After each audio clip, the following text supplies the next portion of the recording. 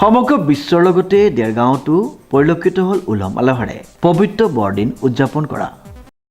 নমস্কাৰ, মই আচলতে ইয়াত অতিথি শিক্ষক হিচাপে আহিছোঁ আৰু মই বৰপেটা বাপ্তিষ্ট মণ্ডলীৰ পৰা অহা হয় আৰু বিশেষকৈ আজিৰ প্ৰেমৰ দিনত মানে প্ৰেম বিলোৱাৰ দিনত আজি বিশেষকৈ মই জগতবাসীলৈ ইয়াকেই জনাব বিচাৰোঁ যে আমি যাতে খ্ৰীষ্টৰ জন্মৰ দিনত যাক আমি বৰদিন বুলি কওঁ, সেই বৰদিনৰ দিনত আপোনালোক সকলোকে শুভেচ্ছা জ্ঞাপন কৰিলোঁ আৰু ইয়াকেই মই বিৰাব খোজোঁ যে প্ৰেমৰ বাণী যেন আমি সকলোৰে মাজত। খ্ৰীষ্টান ধৰ্মাৱলম্বী লোকসকলৰ বাবে বৰদিন এটি পবিত্ৰ দিন। সমগ্ৰ বিশ্বৰ লগতে ৰাজ্যজুৰি উলহ মালহেৰে পালন কৰা হয় এই পবিত্ৰ বৰদিন।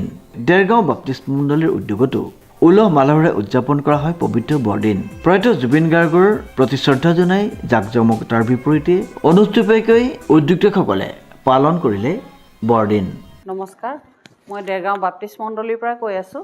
মই ৰীমা চাংমা আৰু ইয়াতে মই পালক হিচাপে কাম কৰি আছোঁ আৰু আমাৰ দেৰগাঁৱত সদায় আমি 25 তাৰিখে এনেধৰণেই পালন কৰোঁ আৰু এইবাৰ জুবিন গাৰ্গৰ মৃত্যু হোৱাৰ কাৰণে আমি অলপ অনুষ্টুপীয়াকৈ আমি পালন কৰিছোঁ আৰু অসমবাসী ৰাইজক মই শুভেচ্ছা জনাইছোঁ। Merry Christmas. সকলোৱে সুখেৰে থাকক, শান্তিৰে থাকক, আমাৰ দেশখন তথা বিশ্ববাসী শান্তিৰ হওক, সেয়ে আমি কামনা কৰিছোঁ আৰু প্ৰাৰ্থনা কৰিছোঁ। নমস্কাৰ সকলোকে।